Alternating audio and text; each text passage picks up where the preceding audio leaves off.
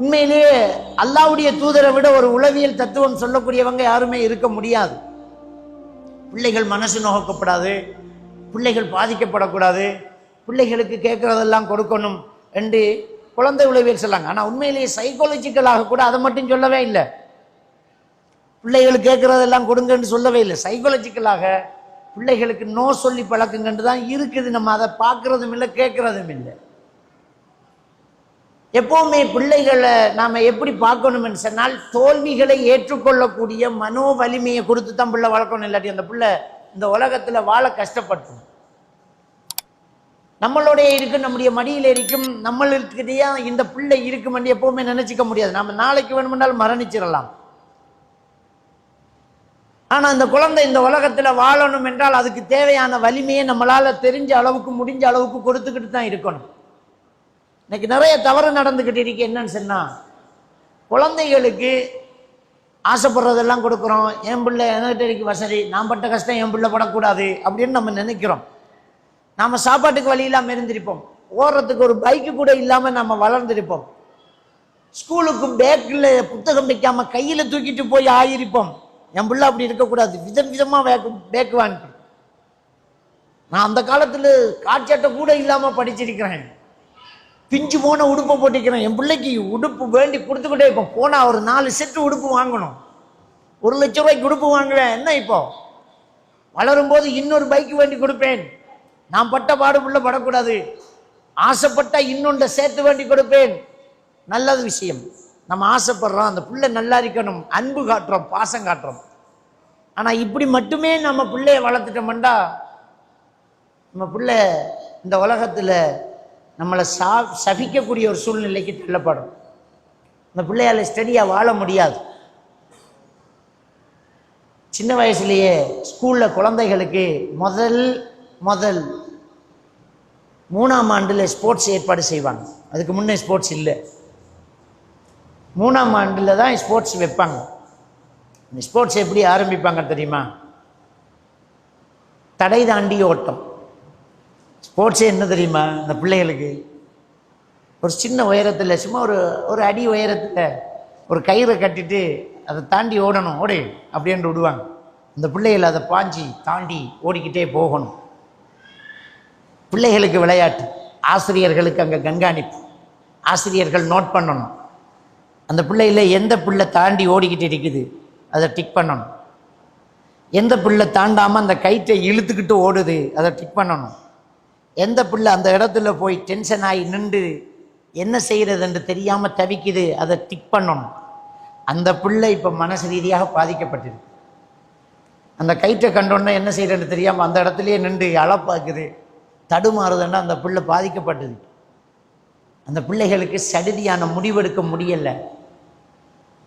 அடுத்தது, அந்த பிள்ளை அந்த கயிற்றை இழுத்துக்கிட்டே ஓடுதுன்னு சொன்னால் அந்த பிள்ளை எதையுமே யோசிக்க மாட்டேங்க.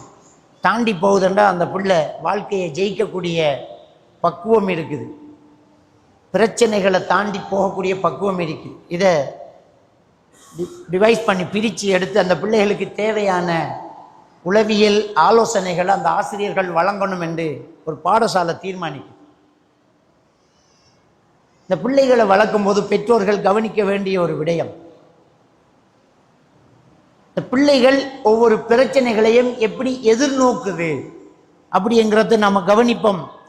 அதுக்கேற்ற மாதிரி அந்த பிள்ளைகளை நம்ம கையாள தெரியும். சும்மா நம்ம நாட்டில் அது இல்லாட்டியும் மேலத்தைய நாடுகளை என்ன செய்வாங்கன்னு சொன்னால், ஒரு குழந்தை பிறந்தால் அந்த குழந்தையினுடைய ஐக்கியூ எவ்வளவு இருக்குது, மூளை வளர்ச்சி எவ்வளவு இருக்குது, கருவறையிலேருந்து வரும்போதே ஒரு குழந்தைக்கு மூளை வளர்ச்சி வந்துருக்குது, அதெல்லாம் நோட் பண்ணுவாங்க. அந்த பிள்ளை இழுகி குப்புறப்படுத்துக்கிட்டு உண்ணி காலை ஒத்தி முன்னுக்கு வரக்கூடிய அந்த பருவத்தில், அந்த 3 மாதம் 4 மாத பருவத்தில் அந்த பிள்ளைய ஒரு பெட்டில் போட்டுட்டு கவனிச்சுக்கிட்டு இருப்பாங்க. அந்த பிள்ளை அப்படியே தவண்டு வந்து அப்படியே உண்ணி வந்து இன்னொரு தடவை உண்ணினா கீழே விழுவோம் என்ற இடத்துல என்ன செய்யுதுங்கிறத பார்ப்பாங்க. நிற்கிதா, அப்படியே வந்து விழுதா, அல்லது அந்த இடத்துல நின்று திரும்பி காலை வச்சு தாவுதா, இதெல்லாம் பார்ப்பாங்க. அப்போ அந்த புள்ளோட டெஸ்ட் விடணும், ரைட், இந்த புள்ள எவ்வளோ ஐக்குவானு. நம்ம ஹாஸ்பிட்டல்ல எல்லாம் இந்த குழந்தை பிறந்தோடனே அந்த குழந்தைக்குள்ள சில டெஸ்ட்கள் எடுப்பாங்க. அந்த புள்ளோட காது கேட்குதா, கண் பார்வை திரும்புதா, தாய்ப்பால் குடிக்குதா, அந்த புள்ளோட வாய்க்கு பக்கத்தில் இப்படி விரலை வைப்பாங்க. வச்ச உடனே அதை எடுக்க பார்க்குதுன்னா ஓகே, பிள்ளை நல்லா இருக்குது அப்படின்னு விட்டுருவாங்க. ஆனால் இன்னும் அதிகபட்சமாக அந்த குழந்தைகளை ஆய்வு செய்கிறாங்க. ஐக்கு எவ்வளோ வளர்ந்துருக்குன்ற ஆய்வு செய்கிறாங்க. நமக்கு ஒன்றுமே புரிய மாட்டேங்குது. ஆனால் உண்மையிலேயே நம்முடைய குழந்தைகளை நாம் வளர்க்கும் போது நம்ம அந்த குழந்தைகளுக்கு இந்த உலகத்தை எதிர்த்து நிற்கக்கூடிய ஒரு சவால் மனசை நம்ம கொடுக்கணும். தோல்விகளை ஏற்றுக்கொள்ளக்கூடிய மனோபக்குவத்தை கொடுக்கணும். கொடுக்காம குழந்தை வளர்த்து நம்ம சாதிக்க மாட்டோம். அந்த குழந்தை பாதிக்கப்படும். கேட்குறதெல்லாம் கொடுத்த நீங்கள் சொல்லுவோம், நம்ம சொல்லுவோம் செல்லம் கூடிட்டு ஓவர் செல்லம். குடும்பத்தில் முதல் கண்ட ஒரு பிள்ளையா இருக்கும், கீழே வைக்க மாட்டேங்கிறாங்க. எல்லா அன்டிமாரும் தூக்க தொடங்குவாங்க, அங்கிள்மாரெல்லாம் தூக்குவாங்க. பாப்பா எனக்கிட்ட கொஞ்சம் தாங்கடா அப்படின்னு தவிப்பாரு. அந்த பிள்ளைக்கு அவ்வளோ பாசங்கள் கூடும். அப்படி ஒரு பிள்ளை ஒரு குடும்பத்தில் பாச பிணைப்பில் கடுமையாக அரவணைக்கப்படுதுங்கும் போது அந்த இடத்துல கொஞ்சம் யோசிக்க வேண்டியும் இருக்கு. இந்த பிள்ளை பாதிக்கப்படுறதுக்கான வாய்ப்பும் கூட இருக்குது. ஏனென்றால் அந்த குழந்தைக்கு எல்லாமே கிடைச்சிக்கிட்டே இருக்கும். ஒரு இடத்துல கிடைக்காத போது அந்த பிள்ளை மன ரீதியாக பாதிக்கப்படும். மேனியா அப்படிங்கிற ஒரு பிரச்சனை இருக்குது. டிப்ரெஷன் என்கிறதுக்கு நேர் எதிரான ஒரு பிரச்சனை தான் மேனியா. டிப்ரெஷனுங்கிறது லோ மூடு, அப்படியே உட்கார்ந்துட்டு இருப்பார், ஒன்றுக்கும் விருப்பம் இல்லை. மேனியாங்கிறது ஹைப்பர் ஆக்டிவ், அடிச்சு பிச்சு கடிச்சு உதச்சி பிடிச்சி ஜன்னல்ல ஏறி அங்கே போய் இங்கே கத்தி கூவண்டு தனக்கு ஊவண்டுக்கு நிற்கிறது தான் மேனியா. அடங்க மாட்டேங்கிறான், அடிச்சு போட்டாலும் அடங்க மாட்டேன்பான், அது மேனியா. இது டிப்ரெஷன். இந்த ரெண்டும் மாறி மாறி வந்துக்கிட்டு இருந்தால் பைப்போலர் எஃபெக்டிவ் டிஸார்டர்ன்னு சொல்லுவாங்க. இந்த குழந்தைகளுக்கு கேட்குறதெல்லாம் நாம் கொடுத்து கொடுத்து வளர்க்க அந்த குழந்தைக்கு தோல்வி ஏற்றுக்கொள்ளக்கூடிய மனோ வலிமை இருக்காது. அடுத்தவங்களை மதிக்கக்கூடியதில்லை, ஏத்தா அப்படின்னா எடுத்துட்டு போயிட்டே இருக்கணும். இந்த பிள்ளைகள் தான் 90 மார்க்ஸ் வாங்கினதுக்கு சூசைட் பண்ணும். 10 மார்க்ஸ் குறைவானது அந்த பிள்ளையால தாங்க முடியும். நம்ம வளர்த்த விதம் பிள்ளை நோ சொல்லணும். பிள்ளைகளுக்கு கேட்கறதெல்லாம் கொடுக்கறது இல்லை, அது வேணாம், சரியாகாது, இப்போ பாப்பா கிட்ட காசு இல்லை அப்படி சொல்லணும். நீங்கள் எப்போவுமே வெளியிறங்கும் போது பைக்கில் பிள்ளைய எடுத்து ஒரு ரவுண்ட் சுற்றி பொண்டாட்டிகிட்ட கொடுத்துட்டு போகிறத பழக்கமாக்கிட்டீங்கன்னா நீங்கள் தான் கஷ்டப்பட போகிறீங்க. ஒரு நாள் அவசரமாக போக வெளிக்கிட்டா விட மாட்டான், கத்துவான், கத்துவான். அந்த நேரத்தில் நமக்கு கோபம் வரும். உனக்கு பிள்ளை வளர்க்க தெரியுமாடி என்று பொண்டாட்டிகிட்ட கேட்போம். நம்ம தானே வளர்த்தது. வளமையாக்காதீங்க, எப்போவாவது சுற்றிட்டு போங்க. அப்போ அன்னைக்கு இல்லை வாய் பாப்பாண்டா போயிட்டே இருக்கலாம். அஸ்ஸலாமு அலைக்கும் மகன் போயிட்டே இருக்கலாம், ஒரு ரூபா கொடுத்துட்டு போயிட்டே இருக்கலாம். இன்னைக்கு பாப்பாவுக்கு டைம் இல்லை, இன்னொரு நாளைக்கு போய்க்கலாம்னா கேட்டுக்கலாம்.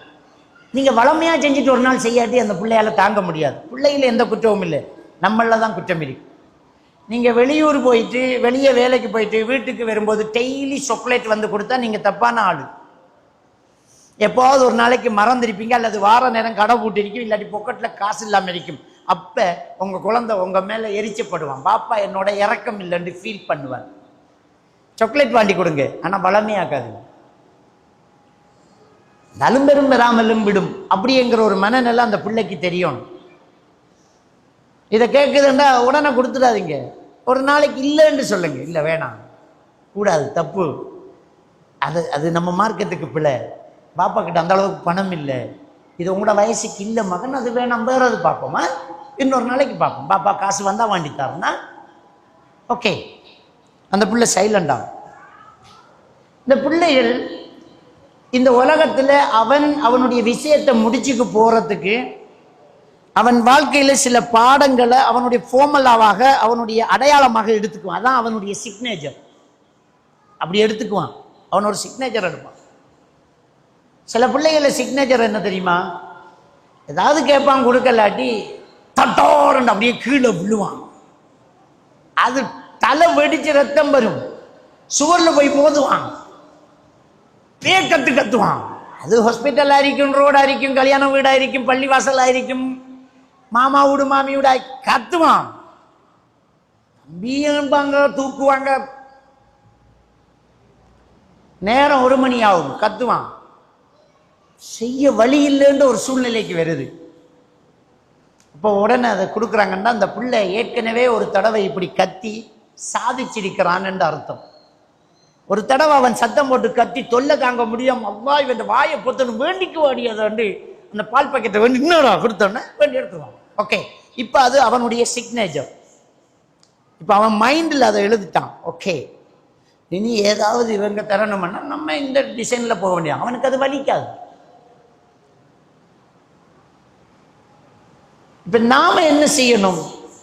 அவர் கீழே விழுகிறார், கத்துறார், நாங்கள் முடிவெடுக்கணும், இன்றைக்கு இதை கொடுக்கக்கூடாதுண்டா இல்லை, முடிஞ்சு இல்லைண்டா இல்லை. கத்துறார், கொஞ்சம் கஷ்டம்தான். ஒரு வார்த்தை சொல்ல, பாப்பா சொல்லிட்டேன், இல்லாட்டி உம்மா சொல்ற, உம்மா சொல்லிட்டேன், அது கூடா, அது வேணாம், பேசாம இருக்கணும். இல்லையா, கதவை போட்டு நீங்க கத்துங்க. தம்பி நீங்க விடிய விடிய கத்தினாலும் அது இல்லை. இப்ப பெத்த மனசு துடிக்குதும் தவிக்குதும், வாப்பாவுக்கு உம்மா சப்போர்ட், உம்மாக்கு வாப்பா சப்போர்ட். உறுதி எந்த பிள்ளைக்கு நான் கொடுக்க போறேன் 2 பேர் சொல்லுவாரு, உங்களுக்கு சும்மா இருக்கும் நான் எந்த பிள்ளைய விடுங்க சொல்றா. இவங்க 2 பேரும் சரியா இருந்தாலும் வீட்டுக்கு இருக்கிற மாமனார் மாமியா விடுறல, பேர பிள்ளை கத்துற என்னால தாங்க இல்லாம்பாங்க. இப்பதான் நமக்கு பிள்ளை வளர்க்க இல்லாம போகும். தயவு செஞ்சு விட்டுறணும். அவர் அன்றைக்கு மட்டும்தான் கத்துவார், விடிய விடிய கத்துவார், 12 மணி வரைக்கும் கத்துவார், 1 மணி வரைக்கும் கத்துவார், டயர்ட் ஆகுவார், ஒரு 2 மணிக்கு தூங்குவார். அவரை மைண்டில் அவர் ஒரு சிக்னேச்சர் வைப்பார், உம்மா இல்லைண்டா இல்லை தானே, என்ன அவ்வளோதான், இதுக்கு மேல் அந்த சத்தம் பெறாது. எப்போ நீங்கள் கடையை தட்டி கோல் பண்ணி, பாப்பா ப்ளீஸ் மகன் கொஞ்சம் கோவிச்சிக்காதடா, நேரம் 12 நீ கடை பூட்டிட்டு போயிட்டு தெரியும், இவன் பால் பாக்கெட் ஒன்று கேட்டு கத்துறான்டா, அல்லாக்காக நான் அந்த கடைக்கு முன்னுக்கு வர மதிலால் எட்டித்தாவாப்பாண்டு வேண்டி கொடுத்து, அப்பாடா இவனை அமைதிப்படுத்துறோம்னு நீங்க நினைச்சிட்டீங்கடா, வாழ்க்கை பூரா இதே வேலை தான் நீங்க செய்யணும். ஒரு நாளைக்கு மட்டும் பார்த்துக்கிட்டு இருங்க, சரி? அப்ப இந்த குழந்தைகளுக்கு தோல்வியை ஏற்றுக்கொள்ளக்கூடிய மனோபக்குவத்தை கொடுக்கணும். இல்லைன்னு சொல்றத இல்லைன்னு, இது கூடாதுன்னா கூடாதான். அவன் சொல்லுவான் வந்து, எல்லாரும் பர்த்டே கொண்டாடுறாங்க, கேக்கு வெட்டுறாங்க, கேக்கு திங்க, எனக்கு பர்த்டே எங்க? என்னோட புள்ளோட மனசு வந்துருமெண்டு மார்க்கத்தை கையுடுறோம். பர்த்டே கொண்டாடுறது பிதாத்துமான், அது மார்க்கத்தில் இல்லை, இஸ்லாத்தில் இல்லை, தப்பு மகன். அதை வீட்டுக்கு கொண்டாடைய மேலா, வெளியில கொண்டாடைய மேலா மகன், அது நாம செய்கிற வேலை இல்லை, அது முஸ்லீம் அல்லாதவர்கள் செய்கிற வேலை, அது பாவம், அது கூடாது மகன், அவ்வளோதான். நாமளும் அந்த ஃபங்க்ஷனுக்கு போகிறதும் இல்லை, நம்மளோட வீட்டை நடக்கிறதும் இல்லை, நம்மளோட பிள்ளைகளுக்கு அது கூடாதுன்னு சொன்னால், ஸ்கூல்ல இருந்து வந்து மகன் சொல்கிறான், பாப்பா இன்னைக்கு ஒரு பொடியனுக்கு பர்த்டே, எல்லாருக்கும் கேக்கு தந்த, நான் வேண்டி திங்கல பாப்பா, அஸ்தக்ஃபிருல்லாஹ் அலிமம்பா. அவனுக்கு ஆசை வராது. ஏன்னா நம்ம வளர்த்தது அப்படி,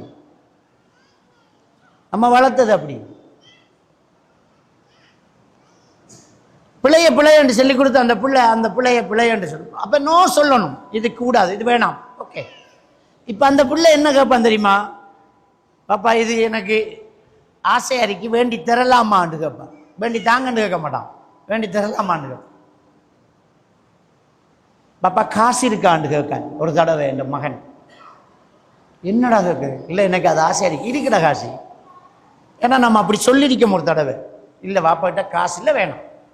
அப்போ அவன் அதை மைண்டில் வச்சுக்கிட்டு இப்போ கேட்க, அதை பொருளை கேட்கல, பாப்பா காசு இருக்கா. எப்படி அவன் அந்த அந்த ட்ரக்குக்கு வாரான். இதான் அந்த பிள்ளைகளை தோல்விகளை ஏற்றுக்கொள்ளக்கூடிய அந்த பக்குவத்தை கொடுக்கணும். அதே நேரத்தில் அந்த பிள்ளைகளுடைய வளர்ந்து வரக்கூடிய அந்த உணர்வுகள் கற்றல் நடந்துகிட்டு இருக்கும், அதை பொத்தி அடக்கவும் கூடாது. கதிரை அப்படி எழுத்துக்கு போவான், எழுத்துக்கு போவான், கூடாங்கல். நாம சொல்றோம் எனக்கு தூக்கம் இல்லை, அம்மா தடுக்கிறோம், பாப்பா தூங்குறாள், என்ன சத்தத்தை போறான், பாப்பா அந்த சத்தத்துக்கு தூங்கணும். உங்களை கேளாட்டி போங்க, உங்களோட சாச்சிரை விட்ட போய் தூங்கணும், அம்மா விட்ட போய் தூங்கணும். அவன் கதிரையை இழுக்கணும். அவன் கதிரையை இழுத்து அந்த சத்தத்தை பார்க்குறான். இந்த கதிரை இழுத்து அந்த சத்தம் பெறுது. அதை சில பிள்ளைகளை பாருங்க, இப்படி பார்த்தவன் திரும்பி நின்று குனிஞ்சு காலுக்குள்ளால உலகத்தை பார்க்கட்டும், அப்படியும் பார்க்கட்டும். அது என்ன கோணத்தில் இருக்கின்ற அவன் பார்க்கட்டும், விடுங்கள். அப்ப சில பிள்ளைகளுடைய இந்த உணர்வுகளை நாம அடக்கவும் கூடாது. ஓடி போய் சுவரில் முட்டுப்பட்டு அழுவான். அழுதா வலிக்குதுன்ற அர்த்தம். அப்போ ஒரு நல்ல பெற்றோர் என்ன செய்யணும்? அவன் அழுகுறான், வலிக்குது, முட்டுப்பட்டுட்டா ஓடி போய், ஐயோ வந்து முட்டிட்டீங்க, என்ன பார்த்து வரணும், வலிக்குதா, சரியாவிடும், உம்மா தடவி விடுறேன், நான் உப்பா தாரேன், சரியாவிடும் அப்படின்னு முத்தம் கொடுக்கணும். உண்மையிலே முத்தம் கொடுத்தல் வலியை குறைக்கும் என்பது அக்குப்ரெஷர் மருத்துவத்தில் உள்ள ஒரு விஷயம்தான். அந்த அடிபட்ட இடத்துல ஒத்தனம் கொடுத்தல். அப்போ குழந்தைகளுக்கு அந்த இடத்துல முத்தம் கொடுத்தா சயின்டிஃபிக்கலாகவே வலி குறையும். அது அக்குப்ரெஷர் மருத்துவத்தில் உள்ளது. அப்போ அதை நாம் சொல்லணும், முட்டிட்டீங்க, வலிக்குது, என்ன சரியாவிடும், பாப்பா முத்தம் கொடுக்குறேன், பார்த்து வரணும், வேகமாக வந்துட்டீங்க, என்ன வழுக்கு தானே மகன், டைல்ஸ் தானே, மெதுவாக வரணும். இதுதான் பிள்ளை வளர்க்குறேன். அதாவது சைல்ட் சைக்காலஜி என்றா யதார்த்தத்தை அப்படியே பேசுறது தான். நம்மடாக்கள் எப்படி பிள்ளை வளர்க்குறேன்டா, ஓடி போய் புள்ள முட்டினா உடனடியா போய் இல்லை இல்லை இல்லை இல்லை இல்லை இல்லை இல்லை அவனுக்கு வலிக்குதுன்ற அவனே முடிவெடுத்திருக்கான். நீவ போய் தடவைக்கிட்டு இல்லை இல்லை பிள்ளைக்கு நோவல் இல்லை, நான் அவன் டென்ஷன் ஆகிறான், நமக்கு வலிக்குதுமா இல்லைங்க பிரம்மையோ. அவன் டக்குன்னு அப்படி சைலண்ட் ஆகும். அழுதவன் நின்றுட்டான். நாம நினைக்கிற நாம புள்ள வளர்க்கவும், பிள்ளைய கொளற விடலையே. இப்ப பிள்ளைய அழ விடப்படாதுங்கிறது திறமை இல்லை. அழுகிற டைம்ல அழத்தான் பண்ணும், அதை அடக்கக்கூடாது. ஆனா சொல்லணும், சரியாயிடும் பாப்பா, அழாதீங்க பாப்பா, சரியாயிடும் பாப்பா, இன்னும் மருந்து போட்டோன்னே சரியாயிடுமா, அப்படித்தான் சொல்லணும். வலிக்கவே இல்லைன்னு அவனை டென்ஷன் ஆக்கக்கூடாது. ரெண்டாவது, அந்த பிள்ளை அவடத்தை செஞ்ச தவிர அவருக்கு அவடத்தை பாடம் நடத்தினா தான் திரும்ப அவர் அந்த இடத்துல கவனமா வருவார். மகன் டைல்ஸ் ஈரக்கால், வேகமா வந்தீங்க, முட்டிட்டீங்க பார்த்தீங்களா, இனிமே அப்படி வரக்கூடாது, கவனமா வரணும். இதை சொல்ல வேண்டிய நாம என்ன செய்யறா, சுவருக்கு அடிக்கிற, பிள்ளைக்கு அடிப்பியா, சுவருக்கு அடி. இப்ப பிள்ளை என்ன ஃபீல் ஆகுதுண்டா, என்னல எந்த பிரச்சனையும் இல்லை, சுவரு தான் பிரச்சனை. அடுத்த அண்டைக்கு ஓடி முட்டி போட்டோமா, என்னோட ஆடியன்ஸ் அவருக்கு. இப்ப இவன் தவறு செஞ்சு விட்டு இன்னொரு ஆள்கிட்ட பழி போடுறதுக்கு நாம பழக்கிறோம். நபிகள் நாயகம் ஸல்லல்லாஹு அலைஹி வஸல்லம் அவர்கள் வீதியால் போகும்போது ஒருத்தர் வெட்கப்படுறவருக்கு புத்திமதி சொல்லிட்டு இருக்கிறார். அவருடைய சகோதரர், வெட்கப்படாதடா, ஏன்டா பொம்பளை புள்ள மாதிரி வெட்கப்படுறேன். போன நபிகள் நாயகம் ஸல்லல்லாஹு அலைஹி வஸல்லம் அவர்கள் திரும்பி வந்து கூப்பிட்டு சொன்னாங்க, விடுங்க, வெட்கப்படட்டும். அது அவனுடைய இமோஷன், அவனுடைய ஒரு மனவெழுச்சி, அது விடுங்க, வெட்கப்படட்டும். அல் ஹயா ஷுஅபத்து மினல் ஈமான், வெட்கம் ஈமானில் ஒரு பகுதி தானே, விடுங்களேன், அடக்காதீங்க. வெட்கப்பட்டுட்டு அடக்குறல்ல, வெட்கம் பெருந்தான். இனிமே நம்ம பார்த்து கொள்ளணும், மூடி வச்சுட்டு கதவை உள்ளால தாப்பால் போட்டுட்டு குளிக்கணும் அப்படின்னு சொல்லணும். என்னடா வெக்க, ஆம்பளடா நீ அப்படின்னு சொல்லினா நாளைக்கு எல்லாம் செஞ்சுட்டு வந்து நான் ஆம்பளை தான்றோம். அப்ப அந்த உணர்வுகளை மதிச்சு நடக்கணும். அதே மாதிரி இந்த பிள்ளைகளுக்கிட்ட தன்னம்பிக்கையை ஊட்டி வளர்க்கணும். உன்னால முடியும், நீ செய்வ, நீ சாதிப்ப, தன்னம்பிக்கையை ஊட்டி வளர்க்கணும். அதே நேரத்தில் அந்த தன்னம்பிக்கை ஊட்ட போய் ஒரு சிலர் எப்படி தன்னம்பிக்கை ஊட்டுறாங்கண்டா, கம்பேர் பண்ணி தன்னம்பிக்கை ஊட்டுறாங்க. அது ரொம்ப பெரிய தப்பான ஒரு விஷயம். தன்னம்பிக்கை ஊட்ட நல்ல மார்க்ஸ் எடுக்கணுங்கிறதுக்காக என்ன சொல்றது தெரியுமா,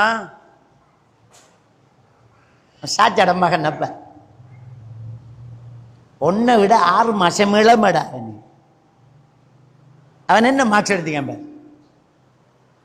கம்பேர் பண்றது பச்சை பிள்ளை. அவன் எடுத்த மார்க்ஸை வந்து சந்தோஷமா இருக்கு, நமக்கு 85 எடுத்திருக்கானுங்கிறது கடும் சந்தோஷம்தான். ஏன்னா நாம 15 தான் எடுத்து, அவன் விட்டதை தான் நாம எடுத்த, கடும் சந்தோஷம் உண்டாலும் காட்டிக்கிறல்ல. என்னடா இது, என்னடா 85 எங்கடா 15, இப்படி புள்ள வளர்க்கப்படாது. முதல்ல தன்னம்பிக்கை ஊட்டுற எப்படி என்றா, மகன் நீங்க ஃபர்ஸ்ட் வரணும், நீங்க நல்ல மார்க்ஸ் எடுக்கணும் அப்படின்னு சொன்னா தன்னம்பிக்கை வரும். நீங்க தான் ஃபர்ஸ்ட் வரணும், நீங்க தான் வகுப்புல ஃபர்ஸ்ட் ஆகணும் அப்படின்னு சொன்னா தாழ்வு மனப்பாங்கு வரும். ரெண்டுக்கும் வித்தியாசம் பாருங்க. நீதான் ஃபர்ஸ்ட் வரணும் என்றா தாழ்வு மனப்பாங்கு. நீதான் ஃபர்ஸ்ட் வரணும் என்ற ஒரு பிள்ளைய சொன்னா அந்த வகுப்புல இன்னொருத்தன் ஃபர்ஸ்ட் வந்தா இவன் செத்து போய்த்துருவான், அவன் மேல எரிச்சப்படுவான், அவன் புத்தகத்தை திருடுவான், அவனோட கோவப்படுவான், அவனுக்கு பென்சில் குத்துடும், அவனுக்கு 98 இவனுக்கு 97 ஆரிக்கும். அது தாங்கிக்க இயலாது. அப்படியே வீட்டை வரும், புத்தகத்தை தூக்கி அறிவான். என்னடா நல்ல மார்க்ஸ் தானே எடுத்திக்கா, என்னடா இல்லம்மா எனக்கு 97 அவனுக்கு 98. மனநோய் ஆயிட்டு பிள்ளை. காரணம் நாம தான். எவ்வளவு சந்தோஷப்பட வேண்டிய மார்க்ஸ் அது. அட இதை விடுக்க 40 மார்க்ஸ் எடுத்தவன் ஜாலி சந்தோஷம். 40 மார்க்ஸ் எனக்கு சந்தோஷமா ஓடுறான் கூறான், அவனுக்கு அது பெருசி. அவன் பேரண்ட்ஸ் அப்படி சொல்லிக்காங்க. நாம சொன்ன விஷயம் வேற. நீதான் ஃபர்ஸ்ட் வரணும் என்றால் தாழ்வு மனப்பாங்கு வரும், நீயும் ஃபர்ஸ்ட் வரணும் என்றால் தன்னம்பிக்கை வரும். நீயும் ஃபர்ஸ்ட் வரணும் என்றா ஒன்ன மார்க்ஸ் எத்தனடா 98, எனக்கு 95டா, மாஷா அல்லாஹ்டா. இப்ப ஒரு சமரசம் இருக்கு. நம்முடைய ஸ்ரீலங்காவில் வெண்ட டீம் தோத்த டீமுக்கு அடிக்கிற, இந்த தோத்த டீம் வெண்ட டீமுக்கு அடிக்கிற நம்முடைய ஸ்ரீலங்காவில் தோத்தவன் இருக்கிற இல்லை அடிதான் கிரவுண்டில் அடி உள்ளும், வெண்டவனுக்கு அடி உள்ளும். நம்முடைய ஸ்ரீலங்காவில் வெளிநாடுகளில் தோத்த டீம் வெண்ட டீம் லைனில் நின்று விஷ் பண்ணி அனுப்பிட்டு கிரவுண்டை கிளீன் பண்ணிட்டு இருப்பான். அண்ட் அவனுக்கு கொடுக்கப்பட்டது அப்படி. இன்னைக்கு அவன், நாளைக்கு நீ வெல்கம் பண்ணு. ஒருத்தர் நல்ல மார்க்ஸ் எடுத்தா வெல்கம் பண்ணு, விஷ் பண்ணு. அந்த பொறாம உணர்வு இல்லாம நம்ம குடும்பத்திலேயே நம்ம பிள்ளைக்கு முன்னால இருக்கிறதே அப்படித்தானே. அவர் வீடு கட்டிட்டாரண்டா இங்க நெஞ்சு பொட்ட பொட்டக்கும், என்ன தாட்டை போட்டு எங்க களவு எடுத்தானே யாருக்கு தெரியும். இப்பான் 2 வருஷம் மூடு கட்டிருக்க, இவர் உழைச்ச அங்க என்னத்தை தூளை வித்தானா யாருக்கு தெரியுமாண்டா பிள்ளை கேட்டுக்கிறீ. அப்ப இன்னொருத்தன் வளரும் போது இப்படித்தான் நடக்கிறதுங்கிறத பிள்ளை நம்மகிட்ட படிக்கும். மாஷா அல்லாஹ், நம்முடைய சகோதரன், நம்முடைய மாமா, நம்முடைய சாச்சா, நம்முடைய தங்கச்சி, மாஷா அல்லாஹ் மாஷா அல்லாஹ் நீ காரு வேணும் என்ன, மாஷா அல்லாஹ் சந்தோஷண்டி நல்லண்டி அப்படின்னு சொல்லும்போது பிள்ளை அதை பூரிப்படை. ஒரு ஆளை விஷ் பண்றத பழக்கணும்.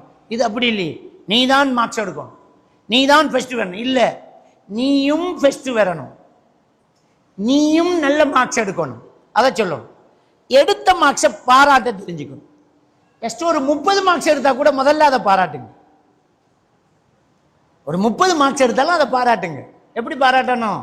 மாஷா அல்லாஹ், நீ விளையாடிக்கிட்ட தெரிஞ்ச புத்தகத்தை எடுத்து படிச்சதை காணவும் இல்லை, 30 மார்க்ஸ் எடுத்திருக்கிற. இப்ப என்ன நினைக்கிற நீ? உட்கார்ந்து படிச்சேன்டா நீ 100 மார்க்ஸ் எடுப்படா.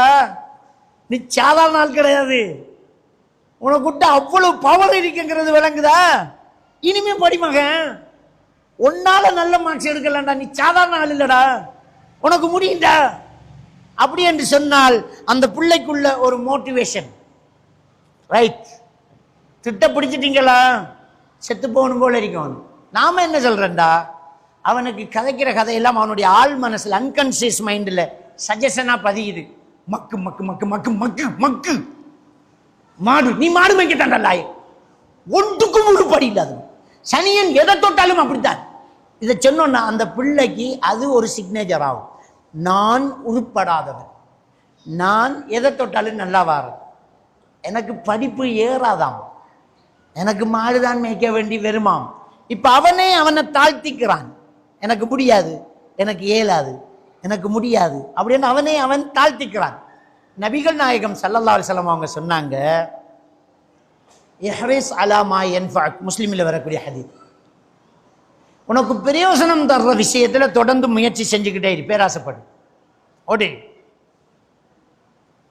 சும்மா சொல்லல ஸல்லல்லாஹு. சொல்லிட்டு அடுத்தது என்ன சொல்லாங்க, வலா தஅஜஸ், டயர்டாகி இருந்துடாத, ஓடிக்கிட்டே இரு. வயசு 70 போயிட்டு இருக்காத, நமக்கு என்ன இதுக்கு போற வேண்டு உட்காராத. 2-3 தடவை நம்ம ஃபெயில் ஆயிட்டோம் உட்காராத.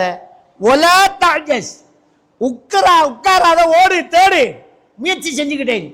நம்ம தான் கணக்கு போட்டு வச்சுக்கோம் 1 2 3 என்று. ஒரு தடம் செஞ்சோம் சரி வரல, 2 தடம் செஞ்சோம் சரி வரல, 3வது தடம் செஞ்சோம் சரி வரல, காலால் ஒரு அடி. இதுக்கு பழமொழி வர வச்சுக்க, முடியும் வரை முயற்சி செய். முடியும் வரை முயற்சி செய்யண்டா, எடுத்த விஷயம் முடியும் வரை முயற்சி செய். அது 50வது தடவையும் இருக்கலாம். இந்த குண்டு பல்வை கண்டுபிடிச்ச தோமஸ் அல்வா எடிசன் 10,000 தடவைக்கு போறதான் கண்டுபிடிச்சாராம். எவ்வளவு பொறுமையா இருந்திருக்கும் அந்த ஆளு. அவர்கிட்ட கேட்குறாங்க, சார் 10,000 தடவை நீங்க முயற்சி பண்ணி தோத்து போனீங்களே, அப்போ 10,000 தடவை நீங்க தோத்துட்டீங்களான்னு. அவர் சொன்னாராம், இல்லை நான் தோக்கல, 10,000 பல்பும் 10,000ங்கிறத கண்டுபிடிச்சேன்ன்றார். தோல்விகள் கூட வரும், அனுபவம். தோல்வி அவமானம் இல்லை, அனுபவம். அந்த மனசு அப்படி சொல்லுது. நம்ம பிள்ளைகள் தோத்துட்டு வந்தா பழிக்காதீங்க, பழிக்கிறல்ல, அந்த பிள்ளைகளை சொல்ற, அடுத்த முறை உன்னால சாதிக்கலண்டா, உனக்கு ஏலும், உனக்கு முடியும், நீ செய்வ.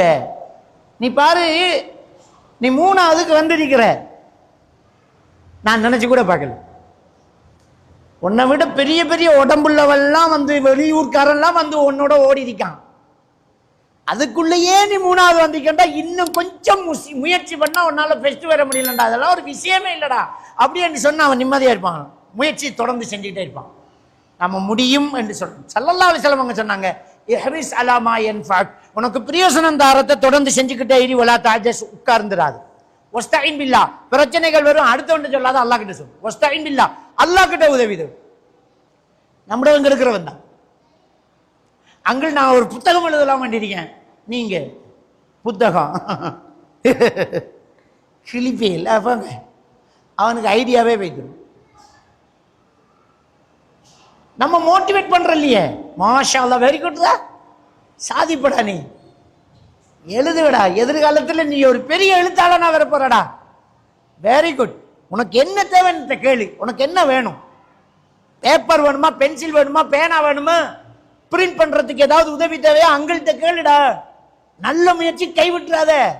உன்ன மாதிரி ஆக்கள் தாண்டா சாதனையாளர்கள் அப்படின்ற ஒரு வார்த்தையை சொல்லாம நக்கல் சிரிப்பு வர. பாப்பாவே பிள்ளைய சிரிக்கிற, நக்கல் பண்றான். பாப்பா நாளைக்கு ஸ்போர்ட்ஸ் இல்லை, நானுங்க நீங்க ஸ்போர்ட்ஸ் இல்லை, கிளிப்பியல். பாப்பாவே இப்படி சொன்னவன் நல்லா வருவானா? ஸ்கூல் விடக்கூடிய தவறு என்ன தெரியுமா? ரிப்போர்ட் கொடுக்கும்போது மார்க் ஷீட்டை கொடுப்பாங்கல்ல, பிள்ளட மார்க்ஸை போட்டுட்டு பக்கத்தில் அதிகூடிய புள்ளியை போட்டு கொடுக்கறது. வகுப்பில் அதிகூடிய புள்ளி, உங்களோட புள்ள எடுத்தது 60, வகுப்பில் அதிகூடிய புள்ளி 99. அது அதிகூடிய புள்ளி இல்லை, அடி வாங்கி கொடுக்கும் புள்ளி. அந்த புள்ளியை வச்சு தான் இந்த புள்ள போட்டு விழுவில்ல வெளுக்கப்படுறதே.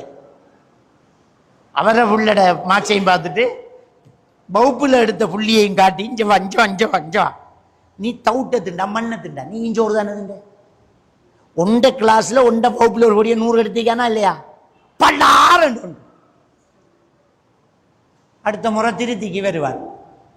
சரியா, ஆசிரியரை போலே எழுதிக்கிட்டு வருவான் அவன். நாம என்ன செய்யணும்? ஸ்கூல் செய்யக்கூடிய தவறு அந்த அதிகூடிய புள்ளியை போட்டு கொடுக்கக்கூடாது. பிள்ளைல எல்லாம், இத்தாலியில எல்லாம் பிரைமரி பிள்ளைகளுடைய மார்க்ஸை பேரண்ட்ஸுக்கே கொடுக்கறது இல்லை ஆசிரியர்கள். அப்ப ஏன் எக்ஸாம் வைக்கிறீங்கன்னு கேட்டா, ஆசிரியர்களுக்கு வழங்கணும் மாணவர்களுடைய தகுதி தராதரம். அதுக்கு தான் நாங்கள் எக்ஸாம் வைக்கிறோம், உங்களுக்கு ஆடுறது கிடையாது. இது பிரிண்ட் அடிச்சு நோட்டீஸ் போர்டில் போட்டு விடுறது. பிள்ளைகளுக்கு முடியும், உன்னால ஏலும், நீ சாதிப்ப அப்படிங்கிறத நம்ம கொடுக்க மாட்டேங்க. அப்ப பிள்ளைகளுக்கு தோல்வியை ஏற்றுக்கொள்ளக்கூடிய மனோவலிமையை கொடுக்கணும், பிரச்சனையை எதிர்நோக்கக்கூடிய தைரியத்தையும் கொடுக்கணும். வாழ்க்கையில பிரச்சனை வரும், அதுல நடிக்கும். சோசியல் போபியா இன்றைக்கு பிள்ளைகளுக்கு ஆளாயிட்டு இருக்கிறது காரணமா போன் பாவனை தான். போன் பாவனை, சோசியல் போபியா. ஒரு வீட்டுக்கு வந்த ஒரு விசிட்டர், வீட்டுக்கு ஒரு பாட்டி கேட்டால நுழைதாமண்டா, சோபாவில் இருந்துக்கிட்டு போன் பார்த்துக்கிட்டு இருந்த பொடியை நிமிந்து பார்த்துட்டு ஆரோ வாராங்கன்னு புஷ் கொண்டு ஓடுறான், உள்ளூட்டுக்கு போய் கதவை போட்டுறான். இது சோசியல் போபியா. பொம்பளை பிள்ளையும் அப்படி ஓடுது, ஆம்பளை பிள்ளையும் அப்படி ஓடுது. உம்மா நின்றுக்கிட்டு திணிக்கா பாப்பா வெறுப்பறைக்கும் இவங்களோட காய்ச்சிக்கு ஆளும் இல்லட்டே பாவுண்டா எனக்கேலாம். இந்த புள்ள பிரச்சனைக்குரிய பிள்ளை, சோசியல் போபியா. அப்ப நாங்க என்ன செஞ்சிக்கோம்டா, முகம் பார்த்து பிள்ளைகளோட கதைக்கல்ல, நாமளே முகம் பார்த்து கதைக்கல்ல. முக்கியமான ஒரு விஷயம் ஐ கான்டாக்ட். பிள்ளைகளை கண்ணை பார்த்து கதைக்கணும், முன்னாடி உட்கார வச்சு கண்ணை பார்த்து கதைக்கணும், அந்த பிள்ளையோட இமோஷனை புரிஞ்சு கதைக்கணும். அப்பதான் அவன் நம்ம கண்ணை பார்த்து கதைப்பான். நாம பிள்ளைகள்கிட்ட கதைக்கிறது போன கையில் வச்சு, இஞ்சோ சொல்லு எத்தனை மணிக்கு போய் சேர்ந்த நீ, அப்புறம் பாப்பம்மா இருந்தாவா, என்ன சொன்னான், இடைக்கடை இப்படி திரும்பி பார்க்கணும், சொல்லுடா. அப்ப பிள்ளை வளராது. பிள்ளைகிட்டான கதைக்கணும், போனை தூக்கி வை, அவனை இப்படி உட்காரு, நம்மட பிள்ளை தான், கையை பிடி, தொடையில் கையது, கண்ணை பாரு, எத்தனை மணி போனாரா, சின்னப்பாலாம் இருந்தாரா, என்ன சொன்னார், பாப்பாவை கேட்டாங்களா, பாப்பம்மாவுக்கு சலாஞ்சு இல்லையா, எப்படி இருக்கா, பாப்பம்மாவுக்கு துவா கேட்டையா, சொல்லுடா. அப்படின்னு நாமளே கண்ணை பார்த்து பிள்ளைகிட்ட கதைக்கணும். நம்ம மகளுக்கிட்ட கண்ணை பார்த்து நாம கதைக்கணும். அப்பதான் அந்த பிள்ளை வாராக்கள்கிட்ட கண்ணை பார்த்து கதைக்கும். இல்லாட்டி அந்த ஐ கான்டாக்ட் இல்லாம போகும்போது சோசியல் போபியா தானாக என்ன செய்யும், ஒரு பிள்ளைகிட்ட ஏற்படும். அப்ப முக்கியம் அது. கூச்சப்படுத்தும் போதும் வெட்கப்படுத்தும் போதும் அவமானப்படுத்தும் போதும் பிள்ளைகளுக்கு சோசியல் போபியா ஏற்படும். சமுதாயத்தை விட்டு தூரமாக தொடங்கும். இன்டடிக்கிறது, ஒரு பிள்ளைக்கு அதில் ஒரு குறை இருக்கிறது அந்த பிள்ளைக்கு தெரியக்கூடாது. இப்போ வீட்டை வாராக்களும் சும்மா இருக்கிறல, என்னடா எல்லா பிள்ளையும் பிள்ளை இது மட்டும் கருப்பு என்னடோ அப்படிங்கிற, இதை நீ சொல்லணுமா? அந்த பிள்ளைகளுக்கிட்ட கருப்புங்கிறத ஒரு அசிங்கமாக நாம தான் தோற்றி வச்சுக்கிறோம். கருப்பு ஒரு அழகா காட்டும். எல்லா பிள்ளைகளும் அசிங்கமா வெள்ளையா இருக்கு, இவன் மட்டும் கருப்பு அழகா இருக்கான்னு சொன்னா என்ன, மாத்தி சொல்லுங்க. அவன்கிட்ட இருக்கக்கூடிய திறமையைத்தான் நாம சொல்றது, குறைபாடுகளை சொல்லக்கூடாது. பெருமானார் ஸல்லல்லாஹு அலைஹி வஸல்லம் அவர்கள்ட்ட ரெண்டு கண்ணும் தெரியாத அப்துல்லா உம்மி மக்தும் ரலியல்லாஹு தஆலா வந்து, எனக்கு கண்ணு ரெண்டும் தெரியாது யார் சொல்லா, வீட்டை தொழட்டா பள்ளிக்கு வர கஷ்டம்னு சொன்னதுக்கு ஸல்லல்லாஹு அலைஹி வஸல்லம் அவர்கள் பாங்கு சத்தம் நல்லா கேட்குதான்னு கேட்டாங்க. கேட்குதுன்னாங்க. காது நல்லா கேட்குதுடா உனக்குன்றாங்க. காது நல்லா கேட்குது உங்களுக்கு. அப்ப இருக்கிறத நாம பேசணும். அவன்கிட்ட ஒரு திறமை இருக்குது, இவன் அவ்வளோ கெட்டி, இவன்கிட்ட எவ்வளவு திறமை இருக்குது. அந்த பிள்ளைகளை அப்படியே மோட்டிவேட் பண்ணணும். எல்லா பிள்ளைகள்கிட்டையும் ஒரே தன்மை இருக்காது. எல்லாருக்கிட்டையும் ஒரு சில விஷயங்கள் வித்தியாசம் இருந்துகிட்டே இருக்கும். நபிகள் நாயகம் ஸல்லல்லாஹு அலைஹி வஸல்லம் அவங்க உஸ்மான் ரலியல்லாஹு தஆலா கூப்பிட்டு வச்சு பாடம் நடத்தல. ஏன் வைக்கப்படுறீங்க, ஏன் நோஞ்சானா இருக்கிறீங்க? அபூபக்கர் பார்க்கலையா? உமரை பாருங்க, வாள் எடுத்தாருண்டா எத்தனை தலை உருளும். வீரம்னா அப்படி இருக்கணும். ஏன் அப்படி இருக்கிறீங்க இவர்கிட்ட சொல்லல. அவர் அப்படித்தான் இருப்பார். அவரோட அப்படித்தான் பழகினாங்க. அவருடைய பர்சனாலிட்டி அது அப்படி இருந்துட்டு. அவர் கூச்சப்படுவார். ஸல்லல்லாஹு அலைஹி வஸல்லம் அவர்கள் சொன்னார்கள், உஸ்மான் ரலியல்லாஹு தஆலா அவர்களை பற்றி சொன்னார்கள், அவருடைய வெக்க சுபாவம் எப்படிப்பட்ட தெரியுமா? அவருடைய வெக்கத்தை பார்த்து மலக்குமார்களே வெக்கப்படுவாங்க, அவ்வளவு வெக்கம் அவருக்கு. அதனால அவர் வீட்டுக்குள்ள வர்றதா இருந்தா வெக்கப்படுற மாதிரி ஒன்றும் இருக்கக்கூடாதுண்டு வேட்டியை சரிப்படுத்தி உடுப்பெல்லாம் சரியாக்கிட்டு வாங்க மாறு மகனேன்னு கூப்பிடுவாங்க. அவர் வெக்கப்படுறது. அப்போ ஒவ்வொருத்தருடைய பர்சனாலிட்டியும் வேற வேற. நம்முடைய பிள்ளைகள்கிட்ட ஒவ்வொரு கூச்ச உணர்வுகள் இருக்கும். எல்லாம் ஒரு தன்மையில இருக்காது. ஒருவனுக்கு எல்லாமே ரொம்ப நீட்டா இருக்கணும், ஒருத்தனுக்கு அது பிரச்சனையே இல்லாம இருக்கு. அப்ப அந்த நீட்டா இருக்கிறவன் நீட்டாவே கொண்டே கொடுக்கணும். அப்படித்தான் அவனே உனக்கு இப்படித்தாண்டா தரணும் அப்படின்னு. இன்னொருத்தன் விஷயத்துல இன்னொருத்தனை கம்பேர் பண்றது, கண்ணை பார்த்து பேசாம தூரமா நின்று பேசுறது, மறைந்திருந்து பேசுறது சோசியல் போபியா உண்டாக்கும். வார விசிட்ட பிள்ளைகளை வச்சு பேசி கையை கொடு மகன் சலான் சொல்லுங்க அப்படி என்று பேச வச்சு அந்த பிள்ளைகளுக்கு சமுதாயத்தை பழக்கணும். எல்லார்ட்டையும் பேசக்கூடிய அந்த ஆற்றலையும் எல்லா விஷயத்தையும் ஃபேஸ் பண்ணக்கூடிய அந்த வழக்கத்தையும் பழக்கமாக்கணும். ஸ்கூலுக்கு போன பிள்ளைகள்கிட்ட சில டவுட்டுகளை சொல்லி கொடுத்து இதை போய் சேர்த்து கேளுன்னு பயிற்சி கொடுக்கணும். இது என்ன, இது சரியா, இதுக்கு முன்ன படிச்சிருக்கியா? இல்லை, சரி இன்னைக்கு நீ ஸ்கூல்ல சேர்கிட்ட இதை கேளு. ஏன் சொல்லணும்டா, ஒரு கிளாஸில் ஒரு 20 பேருக்கு முன்னாடி எழுந்து ஒரு ஆசிரியர்கிட்ட பேசக்கூடிய அந்த பழக்கத்தை நம்முடைய பிள்ளைக்கு கொண்டு வந்தால் தான் அவன் நாளைக்கு திறமையாகுவான். அதை பேச சொல்லணும். கேட்டீங்களா? என்ன சொன்னார் சார்? புரிஞ்சுதா அப்படின்னு ஒரு தடவை புரியலாட்டி இன்னொரு தடவை முயற்சி பண்ணணும். அப்போ இப்படி இந்த பிள்ளைகளுக்கு இந்த உலகத்தை எதிர்நோக்கக்கூடிய விஷயங்களை நம்ம சொல்லி கொடுக்கணும். குடும்ப கஷ்டங்கள் அந்த பிள்ளைகளுக்கு தெரியணும். ஜாபீர் ரலியல்லாஹு தஆலான்னு சொல்றாங்க, பாப்பா யுத்தத்துக்கு போறதுக்கு முன்னாடி கூப்பிட்டு குடும்ப பொறுப்பை என்கிட்ட தந்துட்டு போறார். மகனே, இன்னாருக்கு இவ்வளவு கடன் இருக்கிறது, ஈச்ச மரத்தில் பழம் தயாரா இருக்கிறது, மரணித்தால் இந்த பழங்களை எல்லாம் அறுவடை செய்து கடனை கொடுத்துடும் மகனே, என் கபரு குளிர வேண்டும் என்று சின்ன வயசு மகனுக்கிட்ட நசியத்து சொன்னார் பாப்பா. நாம பிள்ளைகளுக்கிட்ட கஷ்டத்தை சொல்றதே இல்லை. அதனால நம்முடைய கஷ்டம் விளங்காம ஒத்த பிடியில நிக்கான். கேடிஎம் பைக்கில் இப்ப வீட்டுக்கு இருக்கணும், இல்லாட்டி என்ன காண மாட்டேங்க. இப்ப மோட்டார் பைக்கல் வேணும் அப்படியங்க. நம்ம வளர்த்தது அப்படி, கேட்டதெல்லாம் கொடுத்து வளர்த்தோம். இப்ப அவன் 10ஆம் ஆண்டுல ஃபீல் பைக் ஒன்று கேட்கிறான். 10ஆம் ஆண்டுல 8 லட்சம் ரூபாய் பைக்கல் இப்ப தரணுங்க. சோறு 2 நாளா திங்கணுண்டா உம்மா காதில கழுத்துல தான் புருஷன்ட்ட கொடுத்து புள்ள சோறு திங்கல வேண்டிக்காங்க. முதல்ல அவளுக்கு விழுக்கணும் வெளுவே. இந்த புள்ள இதுல போய்தான் கூட்டி அள்ளிக்கிட்டு வார. 8 லட்சத்துக்கு பைக்கல் வேணா இன்னொரு லட்சம் பேரையா வச்சுக்கோங்க. மையத்தை அடக்கிற செலவு. லைசனும் இல்லை, எக்ஸ்பீரியன்ஸும் இல்லை. ரோட்டில் போய் இருக்கிற ஸ்பீடை கடைசி வரைக்கும் புடுக்கி பார்க்குறான். எத்தனை ஆக்சிடென்ட் நடந்துட்டு இருக்கு. அந்த புள்ள எவ்வளோ கத்துறான் தகப்பேன். நான் எவ்வளவு சொல்லி கேட்கலையே, இந்த புள்ள வேண்டி கேட்டுட்டானே, நீ ஏன் வேண்டி கொடுத்த விடலையே, ஊட்ட விட்டு போறேன்னானே, 2 நாள் சாப்பிடலையே, 3 நாள் ஆளக்கான இல்லையே, எப்படி வந்துச்சு இந்த பழக்கம்? அப்ப மைலோ வேண்டி கேட்ட நேரம் வேண்டி கொடுத்தல, சாக்லேட் வேண்டி கேட்ட நேரம் வேண்டி கொடுத்தல, இப்ப ஃபீல் பைக் வேண்டி கேட்டியா வேண்டி கொடுப்பேன். அப்ப இல்லைன்னு இருந்தா இப்ப புரிஞ்சிருக்கும். எல்லா பிள்ளைகளும் அப்படி நிக்குதா? இந்த பிள்ளைகள் இன்னைக்கு பாப்பா உப்பா கிட்ட சொல்றது என்ன தெரியுமா? பாவு பிள்ளை எல்லா பிள்ளைகள்கிட்டையும் போன் இருக்கு, எனக்கிட்ட மட்டும்தான் போன் இல்லை. இதுதான் அந்த பிள்ளைகள் சொல்லக்கூடிய டயலாக். ஓலவர் படிக்கிறவன் சொல்றான், இந்த கிளாஸ்ல முழு பெரும் பைக் வச்சுக்கானு. அவனுல பாப்பா மாதிரி உங்களை விட வசதி குறைஞ்சவனுங்க. இந்த உமா கிட்ட போஸ்ட் பண்ற பாப்பா கிட்ட கதைக்கிறல்ல, நம்மட பாப்பா அந்த பிச்சைக்காரன் தான். எனக்கு பைக் இன்றைக்கு வரணும், இல்லாட்டி நான் படிக்க மாட்டேன், என்ன தேடுவியல், என்ன காண மாட்டேன் என்று உமாவை அப்படியே பயம் காட்டுறான். இது என்ன பிரச்சனை? நேரத்தோட நாம விட்டோமே பிள்ளை, மைலோ வேண்டி கொடுத்தமே நடிச்சாமா, 12 மணி பிறகு சாக்லேட் வேண்டி கொடுத்தமே, அங்க வந்த பிள்ளைதானா. அவன் சொல்லுவான் எல்லாரும் பாவிக்காங்க. அந்த பிள்ளைகிட்ட நீங்க சொல்லி வளர்க்கணும், இந்த உலகமே செஞ்சாலும் மகன் மார்க்கத்தில் இல்லாட்டி அது பிழை மகன் செய்யக்கூடாது. மார்க்கம் அதை தடுத்து அதை விட்டுறக்கூடாது. இந்த உலகத்தில் அதிகமானவர்கள் சிலை வணங்குறாங்கன்னா நீங்க வணங்கக்கூடாது. எல்லாருமே சிக்கெட் குடிக்காங்கன்னா சிக்கெட் ஹலால் ஆகாது.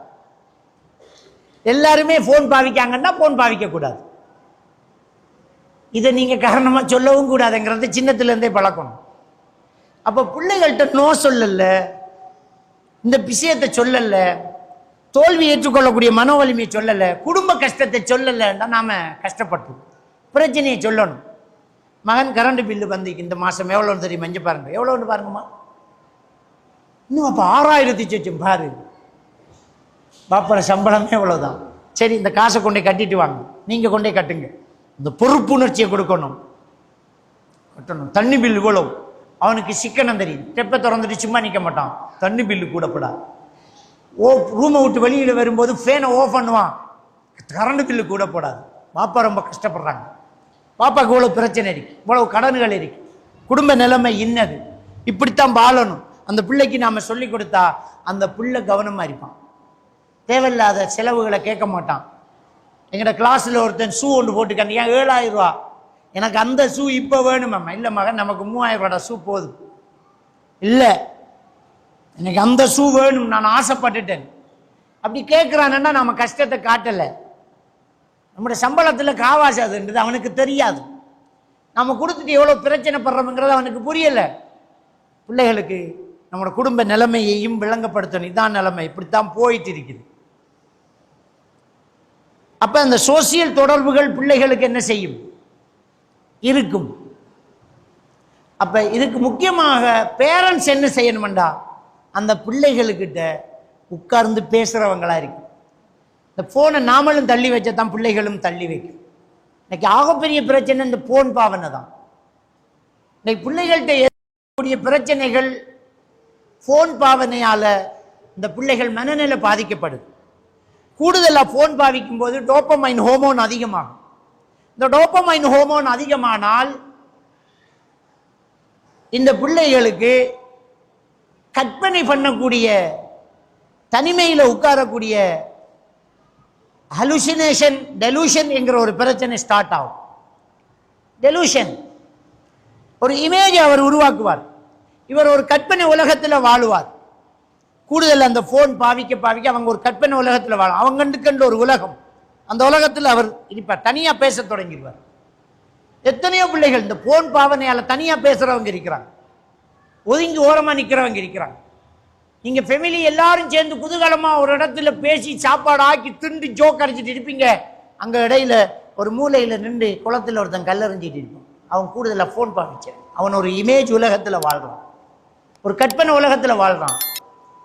அவன் ஒரு அனிமேஷனா அவன் நினைக்கிறான், தனியா பேசுறான், அவனாய் கற்பனை பண்ணி போறான். இது டெலூஷன். இந்த டெலூஷனுக்கு ஆளாகிறான். அப்ப இன்றைக்கு பிள்ளைகள் கடுமையாக பாதிக்கப்படுற இந்த போன் பாவனை, இந்த போன் அதுல உள்ள ஆப்புகள், அதுல உள்ள கேம் எல்லாம் அப்படித்தான் டிசைன் பண்ணியிருக்கிறாங்க. நாம சொல்லுவோம் அரை மணித்தியாலம் தான் போன் பாவிக்கணும் என்று சொல்லுவோம். அரை மணித்தியாலம் தான். பப்ஜி, ஃப்ரீ ஃபயர் எல்லாம் ரொம்ப மோசமான கேமுகள்.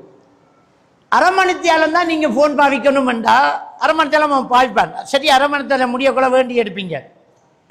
7 நாள் தான் உங்களுக்கு அரை மணித்தியாலம் அவன் போன் பாய்ப்பான். 8வது நாள் அவன் சண்டை செஞ்சு இன்னும் அரை மணித்தியாலம் போவான். அதை அவன் செய்யல, அந்த போன் செய்யுது. எப்படி தெரியுமா? அந்த கேமோட டிசைன் என்னென்றால், அந்த கேமை உருவாக்கினவனுடைய தொழில்நுட்ப வளர்ச்சி என்னென்றால், இந்த போனை பாவிக்கிறவர் 30 நிமிஷத்துல ஆஃப் ஆக்குறார் அப்படின்னு சொன்னா 7 தடவை தான் 30 நிமிஷத்துல அவர் ஆஃப் ஆக்குவார். 8வது தடவை 28வது நிமிஷத்துல அவனுக்கு ஒரு புதிய வெப்பனை அந்த கேம் கொடுக்கும். இப்ப இவன் இந்த வெப்பனை யூஸ் பண்ணணும்ங்கிற ஒரு சூழ்நிலைக்கு தள்ளப்படுவான். 28வது நிமிஷத்துல இவனுக்கு ஒரு பவர்ஃபுல் ஒரு ஆயுதம் ஒன்று கொடுக்கப்படுது. கேம் கிஃப்ட் கொடுத்துரும். கொடுத்தோன்ன இதை வச்சா வின் பண்ணலாம்ங்கிற மனசு அவனுக்கு கொடுக்கும். இப்ப வாப்பா வந்து, மகன் டைம் போன், இல்ல இல்ல பாப்பா பாப்பா கொஞ்சம் பாப்பா கொஞ்சம் பாப்பா, மனநோயாளி மாதிரி கத்துவான். உம்மா போனம்பா, உம்மா இந்த போனமா கேட்டா போன தரான்னு பறிச்சா ஜன்னல் உடையும், மென்டல் ஆகுவான். அதை செய்யறது போன் தான், ஆள் இல்லை. அப்படித்தான் அந்த அந்த கேமை டிசைன் பண்ணிருக்கேன். நமக்கு தெரியுமா? இந்த போன் ஒத்து கேக்குது. இதுல நெட்ல ஒண்ணுல இந்த போன் இருக்கும்போது நீங்க என்ன பேசுறீங்களோ அந்த போன் ஒத்து கேக்குது. இந்த போனை வச்சுக்கிட்டு நீங்க ஏதாவது பேசிட்டு கூகுளுக்கு போங்க, நீங்க பேசின சப்ஜெக்ட் அது காட்டும். யூடியூப் போங்க, நீங்க பேசின சப்ஜெக்ட் அது காட்டும். இது ஒத்து கேட்கும். ஒரு ஆளை இது டயக்னோஸ் பண்ணுது. இவர் எப்படிப்பட்டவர், எதை விரும்புறார், எதை பார்க்கிறார், எதை பேசுறார் அப்படின்னு.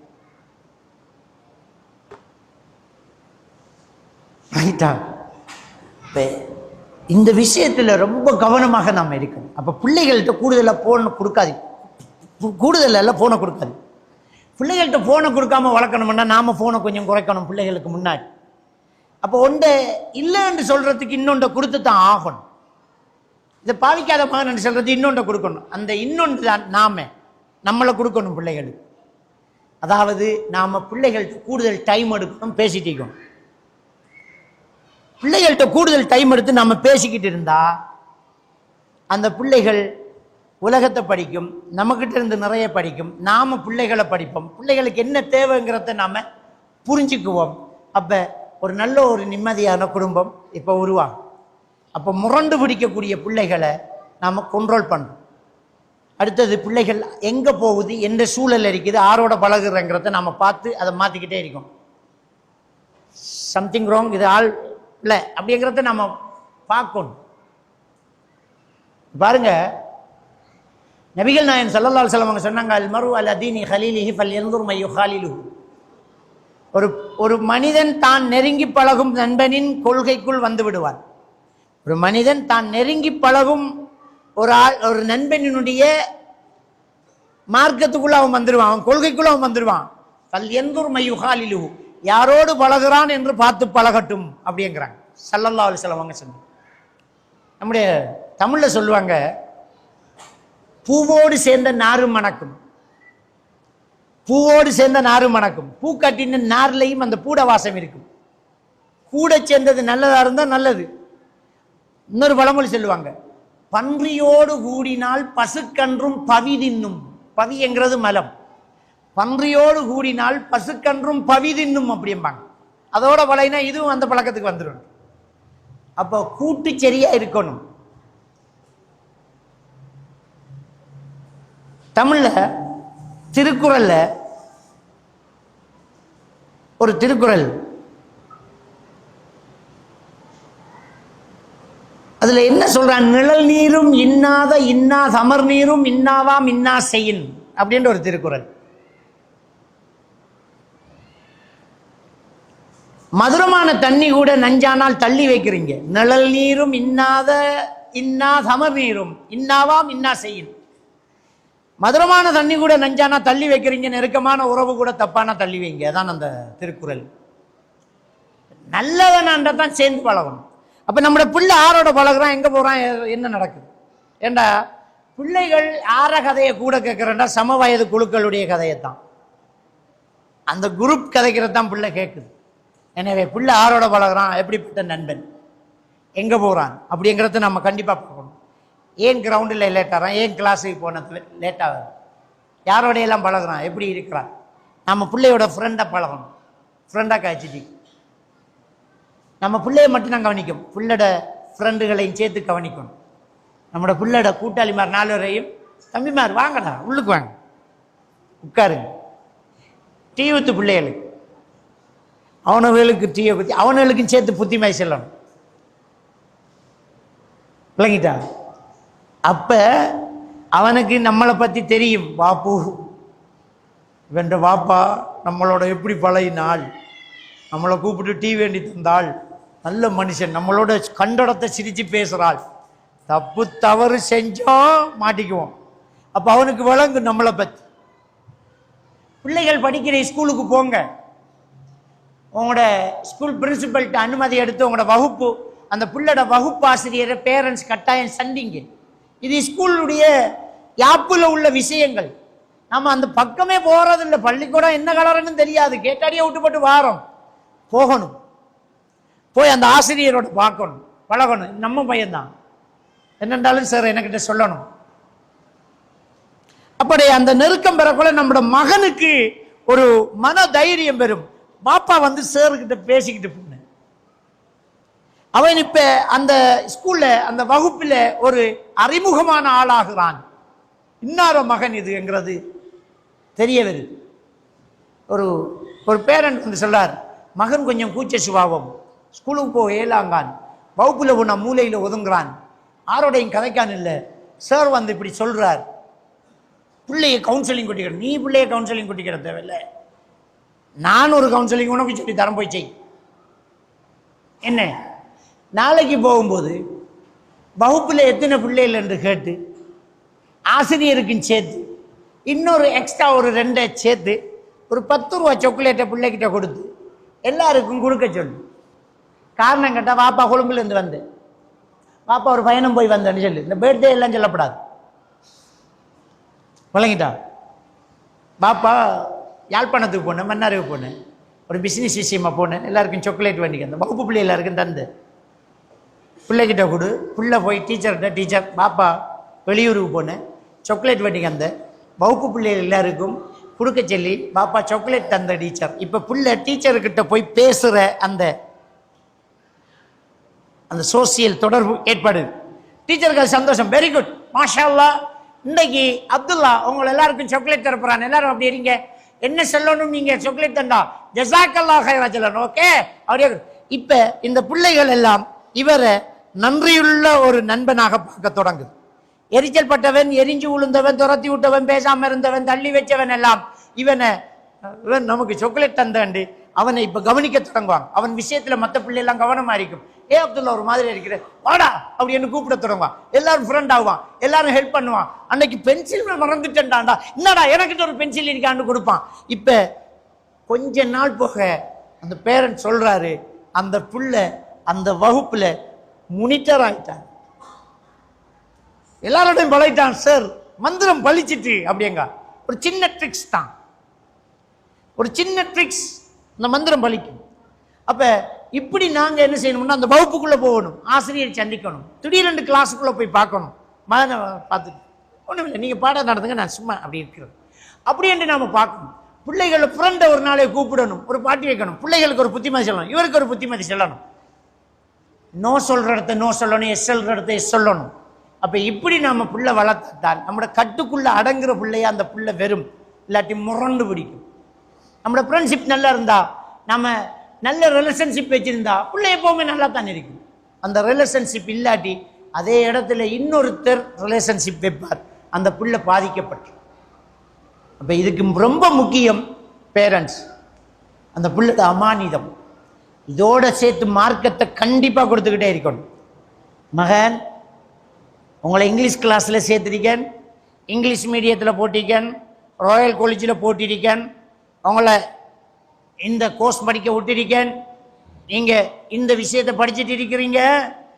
பாப்பா பாப்பாடா காஜி போனாலும் ஒன்றும் இல்லை, இந்த படிப்பு பிறந்தாலும் ஒன்றும் இல்லை, இந்த கோர்ஸில் நீங்க தோத்தாலும் ஒன்றும் இல்லை, மார்க்ஸில் நீங்க ஜீரோவானாலும் ஒன்றும் இல்லை. தொழுக டைமுக்கு தொழணும் மகன், சொல்லி வச்சுட்டேன்னு சொல்லி பழக்கம். ஃபர்ஸ்ட் மார்க்கும் அதுக்கு பிறகு மற்றது மகன், டைமுக்கு நீங்க தொழணும். தொழுகிற டைமுக்கு அவர் கிளாஸ் வைக்கல, ஓ பண்ணலன்னா அந்த கிளாஸ் தேவையில்ல, நீ பள்ளிக்கு போ, நம்ம ஏற்பாடு செய்யும். மகன் தொழுகையை விடக்கூடாது.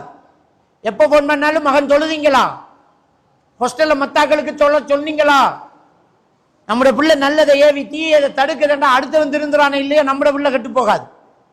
நம்முடைய பிள்ளைய ஹாஸ்டல்ல விட்டிருக்கோம், அவனும் தொழணும், மற்ற பிள்ளைகளையும் தொலை சொல்லணும். இது நாம கொடுத்த சட்டம். அந்த பிள்ளைகளாண்டு அசரா போயிட்டு வாங்கடா தொழுவோம்னு சொல்லுவோம், ஒத்தனை மேற மாட்டான், தனியே போவான். இது யாருக்கு பாதுகாப்பு தெரியுமா? பிள்ளைக்கு பாதுகாப்பு. புள்ள ஒரு நாள் தொழாம படுத்துட்டான்டா, அந்த 3 பேரும் ஹலோ என்ன எங்களை தொலை கூப்பிடுவேன், இப்ப படுக்கிற என்னண்டா அவனே எழுப்பிடுவான். அவனுகள் எல்லாரும் ஒரு பிள்ளை செய்தான், படம் பார்க்காம போன் வச்சிருக்கான், சிகரெட் அடிக்கான்டா, ஹராம் தப்பு பாவம் என்று நம்முடைய பிள்ளை பொங்கி எழுந்தா, இவர் ஒரு நாளைக்கு சிக்கெட்டை கையில் எடுத்தா பறிச்சறிவான். அவன் எங்களுக்கு இவ்வளவு நாளா பயம் பண்ணி போட்டு, என்ன சிக்கெட் ஹலோ இங்க கொண்டாங்க. இப்ப நன்மையை ஏவி தீமையை தடுத்து அடுத்து வந்திருந்தானே இல்லையே, நம்முடைய பிள்ளை பாதுகாப்பாரு. நம்முடைய பிள்ளையை தூக்கி சுத்தி போட்ட ஒரு பாதுகாப்பு வளையம் தான் நன்மையை ஏவி தீமையை தடுத்து. அப்ப பிள்ளைகளுக்கு அதை நம்ம கண்டிப்பா கொடுத்துக்கிட்டே இருக்கணும். நீங்க என்ன படிப்பிச்சாலும் சரி, பிள்ளைகள் எங்க போனாலும் சரி, மகன் மார்க்க முக்கியம், தொழுக முக்கியம், ஈமான் இஸ்லாம் முக்கியம். அது இல்லாட்டி நீங்க பாப்பா கதைப்பை ரெண்டு யோசிக்க தேவையில்லை, எத்தனை லட்சம் போனாலும் தூக்கி எறிஞ்சு விடுவேணும். இஸ்லாம் தான் முக்கியம், அதுதான் பொறுமதி. மார்க்கம் தான் ஃபர்ஸ்ட் மகன். இந்த விஷயத்தை நாம சொல்லி கொடுத்தா எதை தூக்கி ஒசக்க வைக்கிறோமோ அதை எப்பவுமே அவன் ஒசக்கத்தான் வச்சிருப்பான். யோசிச்சு பாருங்க, நாம ஒரு விஷயத்துல ரொம்ப கவனமா இருப்போம்.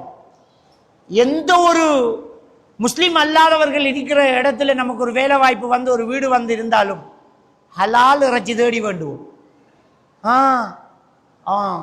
சும்மா அவன் கோழியை விற்பான், அவன் ஆள் சரியில்லை, நாம் அங்கே போய் வேண்டோம், கொஞ்சம் பஸ் ஏறி போய் ஒரு 10 கிலோமீட்டர் தள்ளி போய் வேண்டோம், பிஸ்மி சொல்லி அறுத்த கோழி, முஸ்லீம் அறுத்த மாடு, ஹலால் சிக்கன், ஹலால் பீஃப், இதுதான் நம்ம சாப்பிடணுமான்னு இது ஹராம் என்று வளர்த்திருப்போம். மற்ற விஷயத்தில் நாம மார்க்கத்தில் பொடுபோக்கா இருந்திருப்போம். இது அவன் மனசுக்குள்ள பதியும். அப்படி பதிஞ்சதுனால தான் பியரை வேண்டிய இடத்துக்கு பைட்ஸுக்கு ஹலால் சிக்கன் எடுத்துட்டான். யோசிச்சு பாருங்க, இந்த சாராயம் குடிக்கிற சாராயம் ஹராம் தான். ஆனா கோழியை கண்டடத்தை வேண்ட மாட்டேன், அது முஸ்லீம் கடையில தான் போய் வேண்டுவான். எதை பெருசா காட்டணுமோ அது அப்பையும் பெருசா தான் இருக்குது, இப்பையும் பெருசா தான் இருக்குது. ஸோ இதையும் நாம பெருசா காட்டியிருந்தா சாராயமும் குடிச்சிக்க மாட்டோம். அப்படி நம்முடைய பிள்ளைகளுக்கு மார்க்கத்தை எப்பவுமே ஒசத்தி, ஈமானை எப்பவுமே அப்படியே ஒசத்தி ரொம்ப கவனமான விஷயத்தை கவனமா கொடுத்துக்கிட்டே இருந்தா எந்த நிலையிலையும் அவன் சரண்டு போக மாட்டான், ஸ்ட்ராங்கா தான் இருப்பான். அப்ப பிள்ளைகளை ஒரு நல்ல நிலைக்கு ஆளாக்குறதுக்கு நாம கையாள வேண்டிய இந்த முக்கியமான ஒரு விஷயத்தை ரொம்ப கவனிக்கணும். அதுக்கு பேரண்ட்ஸ் ரொம்ப துணை அறிக்கணும். கண்காணிப்பு, யாரோட பழகிறான், என்ன செய்கிறாருங்கிறத நம்ம பார்க்கணும். நேரம் முடிஞ்சு போச்சு. ஆனால் ஒரு சின்ன விஷயத்தை முக்கியமாக சொல்கிறேன். ஏன்னா அன்றைக்கு சமகாலத்தில் எதிர்நோக்கக்கூடிய ஒரு பிரச்சனை, ஆம்பளை பிள்ளையில ஆம்பளையாக வளர்க்கணும், பொம்பளை பிள்ளைய பொம்பளையாக வளர்க்கணும்.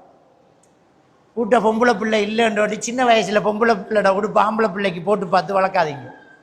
அல்லாஹ் ஆணையும் பெண்ணையும் தான் படைச்சு. அல்லாஹ் குர்ஆன்ல அப்படித்தான் சொல்கிறான். ஒரு ஆத்மாவை படைத்தும் அந்த ஆத்மாவிலிருந்து அதன் சோடியை படைத்து பஸ மின்ஹுமா ரிஜாலன் கஸீரா வ நிஸா, அந்த சோடியிலிருந்து ஆண் பெண்ணு என்ற இருபாலாரை பல்கி பெருக செய்தோம். பாலினம் 2 தான், ஆண் பெண். 3ஆம் பாலினம் இந்த உலகத்திலே கிடையாது. அல்லாஹ் அப்படி படைக்கவே இல்லை. நம்மடாக்கள் சொல்லுவாங்க திருநங்கை, திருநம்பி, அலி 9 என்றெல்லாம் சொல்லுவாங்க. அப்படி ஒன்று அல்லாஹ் படைக்கல. இது இவனே இவனுடைய மனசுக்குள்ள உண்டாக்கினது.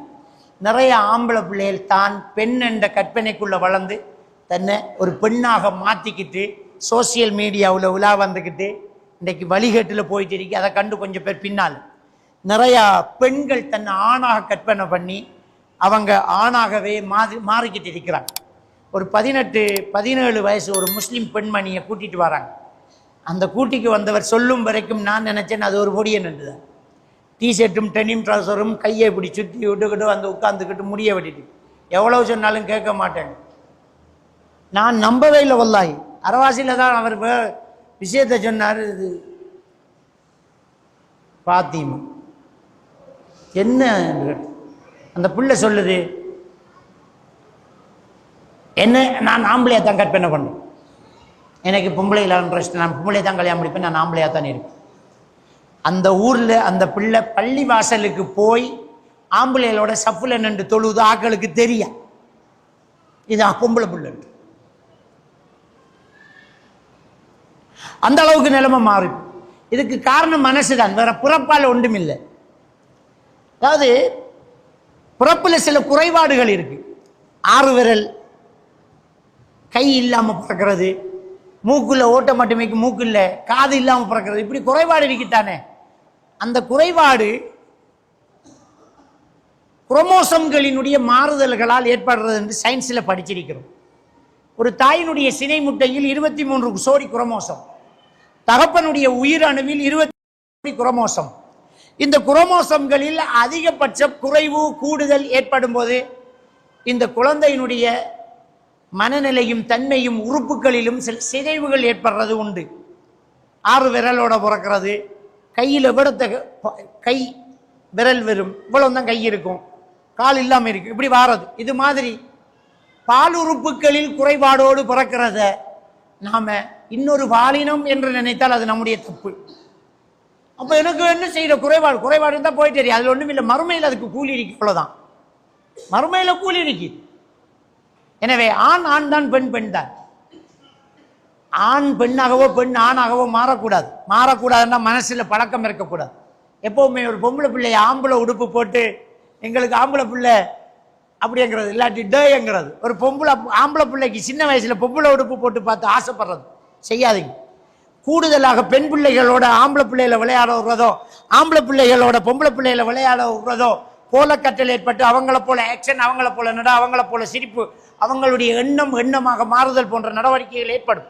எனவே இன்னைக்கு இருக்கக்கூடிய ஆபத்தும் பரவி வரக்கூடிய இந்த பிரச்சனைகளும் இதுக்கு ஒரு காரணமாக அமையக்கூடாது. எனவே கவனமா இருக்கணும். பொம்பளை பிள்ளைய பொம்பளையா வளர்க்கணும், ஆம்பளை பிள்ளைய ஆம்பளை வளர்க்கணும். அஜ்னபி உறவு, மஹரமி உறவு பேணணும். வீட்டில் எப்பவுமே ஆண்கள் பெண்கள் என்கிற அந்த அஜ்னபி மஹரமி உறவு பேணணும். இது ரொம்ப கவனமான ஒரு விஷயம். நாம சோசியலிசமா பழகுறேன்னு நினைச்சுக்கிட்டு எல்லாத்தையும் செஞ்சுக்கிட்டு இருக்கிறோம். வீட்டுக்கு வர ஆம்பளைகளுக்கு பொண்டாட்டி வந்து தேத்தாணி ஊற்றி கொடுக்குற மாதிரி நம்மளோட வாழ்க்கை இருந்துட்டேன்டா வளர்ந்து வரக்கூடிய பிள்ளைகளுக்கிட்டையும் அந்த பிரச்சனை வந்துக்கிட்டே இருக்கும். ஸோ அஜ்னபி மஹரமி உறவு பேணணும். அப்படி இருந்துட்டோம்டா நம்முடைய பிள்ளைகளை ஆரோக்கியமாக வளர்க்கலாம். அல்லாஹ் தஆலா நம்ம அனைவரையும் ஈமானோடு வாழ வைப்பானா. ஏதோ ஒரு கேள்வி வந்துக்கு அதையும் பார்த்துக்கணும். அதாவது நான் சொன்ன விஷயத்தான். ஒரு சில ஆண்கள் ஆம்பளை பிள்ளைகள் கட்டை கலசம் போடுறது, காதில் ஒத்த காதில் மின்னி போடுறது, செயின் போடுறது, காப்பு போடுறது, இது மாதிரி போட்டுக்கிட்டு இருக்கிறது, இது மார்க்கத்தில் தப்பா இல்லையா அப்படின்னு கேட்டால் தப்பு தான். ஒரு சிலர் இன்னைக்கு 10 ரூபா கொடுத்துட்டு இருக்கிறாங்க, ரசூல்லா நேரடியாக தடுக்கலை, மாலை போடலாம், காப்பு போடலாம் அப்படின்னு. ஆணுக்கு பெண், பெண்ணுக்கு ஆண் ஒப்பாகிறத ரசூலுல்லாஹி ஸல்லல்லாஹு அலைஹி வஸல்லம் அவர்கள் தடுத்தார்கள். ஆண்களுக்கு அனுமதிக்கப்பட்டது வெள்ளி மோதிரம், இரும்பு மோதிரமும் இல்லை, வெள்ளி மோதிரம் தான் ஆண்களுக்கு அனுமதிக்கப்பட்டது. முஸ்லீமில் வரக்கூடிய ஒரு ஹதீஸ், ஒரு நபித்தோழர் திருமணம் முடிக்கிறதுக்கு மகர் கொடுக்க ஒன்றுமில்லை என்ற போது ஒரு வெள்ளி மோதிரமாவது பார்த்துட்டு வாப்பா அவங்களோட குடும்பத்தில் என்று கேட்டாங்க. அவர்கிட்ட இல்லை, தேடி போய் இல்லை அப்படி என்ற ஹதீஸை வச்சுட்டு நான் வெள்ளி மோதிரம் பாவிச்சுதானே ரசூல்லா வெள்ளி மோதிரம் அவளுக்கு கொடுக்க இருக்கான்னு தான் கேட்டேன். அவருக்கு இல்லை, பெண்ணுக்கு கொடுக்கத்தான் கேட்டேன், ஆணுக்கு இல்லை. அது ஆண்கள் வெள்ளி மோதிரம் போடலாம், மாலை போடலாமாண்டா நம்மட ஆட்கள் சொல்றது வெள்ளி மாலை போடலாம், அனுமதி இல்லை, அது பெண்களுக்கு ஒப்பானது. இப்போ விவாதம் வைக்கிறாங்க, பெண்கள் மாலை போடுறது எப்போ இருந்து வந்தது? எப்பவுமே இருந்து வந்தது, அவனுக்கு தெரியாது. நகை போடுறது பெண்களுக்கு இயல்பாக அமைந்த குணம்தான். ஒரு தேசத்தில் ஒரு பகுதியில் போடலைண்டா அது இல்லைன்னு இல்லை, அது பெண்களுக்குரிய குணம். இயற்கையும் இயல்பும் ஏற்றுக்கொண்டது அதைத்தான். எந்த நாட்டில் எந்த மதத்தில் எந்த மக்கள் எப்படி போனாலும் நகை போடுறது பெண்கள் தான், ஆண்கள் இல்லை. அப்போ ஆணுக்கு பெண் ஒப்பாகக்கூடாது, அது ரசூல்லா தடுத்தது, அவங்களுக்கு அல்லாஹ்வோட சாபம் என்று சொல்லிட்டு. அப்போ ஆண்களை போல பெண்கள் ஷர்ட்டும் ட்ரௌசரும் போட்டுக்கிட்டு இருக்கிறது இல்லை, ஆண்களை போல பெண்கள் முடிய வெட்டுறது இல்லை, அது தப்பு. அதே மாதிரி தான் பெண்களை போல கொண்டையை கட்டி பூல்வ போடுறது, ஒத்த காதில் மின்னி போடுறது, காப்பு போடுறது, மாலை போடுறது, இதுவெல்லாம் பெண்ணுக்கு ஒப்பாகிறது, அது செய்யக்கூடாது, அது ஹராம். அதில் ஒரு ஹதீஸ் சொல்லுவாங்க, நபிகள் நாயகம் ஸல்லல்லாஹு அலைஹி வஸல்லம் அவர்களுடைய பேர குழந்தைய நபிகள் நாயகம் ஸல்லல்லாஹு அலைஹி வஸல்லம் அவர்கள் மகளுக்கிட்ட கேட்குறாங்க, அம்மா பிள்ளையை தான்னு கேட்குறாங்க. அவங்க பிள்ளைய கொடுத்துக்கிறதுக்கு கொஞ்சம் தாமதிக்கிறாங்க. அந்த ஹதீஸை அறிவிக்கக்கூடிய அறிவிப்பாளர் சொல்றார், அது அபூ ஹுரைரா ரலியல்லாஹு தஆலா அன்ஹு நினைக்கிறேன். அவர் சொல்றாரு, ஃபாத்திமா ரலியல்லாஹு தஆலா அவர்கள் பிள்ளையை குளிக்க வச்சு முத்து மாலை போட்டுக்கிட்டு இருந்தார்கள் அப்படின்னு சொல்றாங்க. ஏன்னா ஆம்பளை பிள்ளை முத்து மாலை போட்டுச்சே அப்படின்னு சொல்லி ஆதாரத்தை வச்சு போடலாம்ங்கிறாங்க. குழந்தைகளுக்கு போறது வேறு, பெரியவங்க போறது வேறு. குழந்தைகளுக்கு முத்து மாலை போட்டாங்கிறத வச்சு நாம் என்ன ஆதாரம் எடுக்கணுமெண்டா, குழந்தைக்கு முத்து மாலை போடலாம் என்று தான் எடுக்கணும். அப்போ சின்ன பிள்ளைகள் ஆம்பளை பிள்ளைகளுக்கு மாலை போடலாம், காப்பு போடலாம், வெள்ளி காப்பு போடலாம், மாலை போடலாம், சின்ன பிள்ளைகள் ஆம்பளை. ஆனால் வளரும் போது அதை எடுத்துடணும். பிள்ளை பருவத்தில் அனுமதிக்கப்பட்டது பிள்ளை பருவத்தில் தான், பெரிய பருவத்தில் இல்லை. அப்போ இவங்க சொல்லுவாங்க, அப்போ சின்ன பிள்ளைகளுக்கு கொஞ்சம் சாராயம் கொடுக்கலாமா, அது பெரியாக்களுக்கு ஹராம் தானான்னு சொல்லுவாங்க. அது எல்லாருக்குமே ஹராம். சின்ன வயசுல அனுமதிக்கப்பட்டது பெரிய வயசுலேயும் அனுமதி தான். இப்போ அந்த கேள்வி கேட்ட அவர்கிட்ட நம்ம மாற்றி கேட்குறோம், சின்ன பிள்ளைகளை ஜட்டி இல்லாமல் ரோட்டில் நிப்பாட்டலாம், நீங்க நில்லுங்களேன்னு பார்ப்போம். நிற்க மாட்டார். அது சின்ன பிள்ளைகளுக்கு அனுமதி மாலை போடுறது, பெரிய ஆட்களுக்கு இல்லை. சின்ன ஆண் குழந்தைகளுக்கு நகை போடலாம், பெரியவங்க நகை போடுறது இல்லை. நமக்கு ஒரு அடையாளம் இருக்கு, ஆண் ஆணாகத்தான் இருக்கும். ஆணுக்குரிய அடையாளம் இதுதான். அல்லாஹ் வைத்த அந்த அடையாளம் தான் அழகு. ஆணுக்கு தாடியை வச்சுக்கிறான், அதை மட்டும் கேட்க மாட்டேங்கிறாங்க. தாடியை வலிக்கிறதும் பெண் வேஷம் போறது தானே. ஆணுக்கு தாடியை வச்சுக்காங்க, ஆண் சிங்கம் சடையோட தான் நிற்கும், சிங்கத்துக்கு சேவெடுத்த அசிங்கம். அப்ப ஆண் அடையாளம் ஆணாத்தான் இருக்கும், பெண் அடையாளம் பெண்ணா இருக்கும். எனவே அதை மாற்றி பயன்படுத்தக்கூடாது. எனவே நகை போடுறது பெண்களுக்குரியது, அது ஆண்கள் செய்யக்கூடாது. இன்ஷா அல்லாஹ் அல்லாஹ் நம் அனைவரை ஈமானோடு வாழ வைத்து ஈமானோடு மரணிக்க செய்வானாக. வாஹிரு தஅவானா அல்ஹம்துலில்லாஹி ரப்பில் ஆலமீன்.